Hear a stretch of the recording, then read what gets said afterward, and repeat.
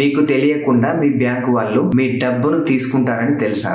అది ఎలాగూ అనేది ఇప్పుడు చెప్తాను చూడండి. బ్యాంకులు అనేవి మనకు తెలియకుండానే చాలా డబ్బులు మన దగ్గర నుంచి వసూలు చేస్తూ ఉంటాయి. దాంట్లో ఒక 3 ముఖ్యమైన వాటి గురించి తెలుసుకుందాం. మొట్టమొదటగా ఏటీఎం డిక్లైన్ ఛార్జెస్. ఒకవేళ మీ అకౌంట్ లో గనక తగినంత అమౌంట్ లేనప్పుడు మీరు గనక విత్డ్రా చేసినట్లయితే అది ఫెయిల్ అయితే ఆ ట్రాన్సాక్షన్ పైన ప్రతి ఒక్క ఫెయిల్ అయిన ట్రాన్సాక్షన్ కి 20 నుంచి 25 రూపాయల వరకు బ్యాంకును బట్టి వసూలు చేస్తారు. ఉదాహరణకు మీ బ్యాంక్ అకౌంట్ లో 100 రూపాయలు ఉన్నాయి అనుకోండి. మీరు గనక 200 రూపాయలు విత్డ్రా చేసినట్లయితే ఆ ట్రాన్సాక్షన్ అనేది ఫెయిల్ అవుతుంది కదా, దానికి ఛార్జ్ ఆటోమేటిక్ గా వేస్తారు. మరి దీని నుంచి తప్పించుకోవడానికి ఒక ట్రిక్ చెప్తాను చూడండి.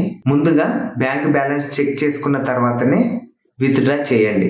ఇక రెండవది వచ్చేసి SMS అలర్ట్ ఛార్జెస్. చాలా బ్యాంకులు SMS అలర్ట్ ఛార్జెస్ అని చెప్పి 20 నుంచి 25 రూపాయల వరకు బ్యాంకులను బట్టి ప్రతి 3 నెలలకు ఒకసారి కట్ చేసుకుంటాయి. దీని నుంచి తప్పించుకోవడానికి ఒక చిన్న ట్రిక్ ఏంటంటే అవసరమైతే తప్ప దీన్ని యాక్టివేట్ చేసుకోకండి.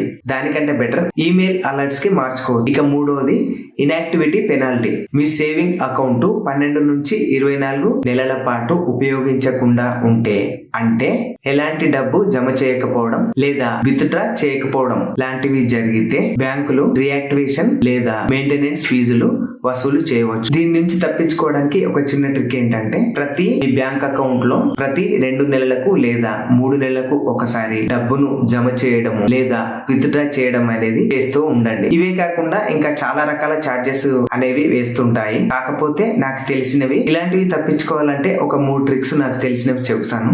మీరు బ్యాంక్ అకౌంట్ ఓపెన్ చేసేటప్పుడు అన్ని డీటెయిల్స్ కనుక్కోండి. బ్యాంకు దగ్గరికి వెళ్ళి అకౌంట్ స్టేట్మెంట్ ని, దీని ద్వారా ట్రాన్సాక్షన్స్ అనేవి మీకు తెలుస్తా ఉంటాయి. బ్యాంకు వాళ్ళు ఏదైనా తప్పుగా ఛార్జ్ చేస్తే RBI కి కంప్లైంట్ చేయండి. ఓకే వ్యూయర్స్, ఈ వీడియో నచ్చితే లైక్ చేయండి, సబ్స్క్రైబ్ చేసుకోండి. Thank you for watching.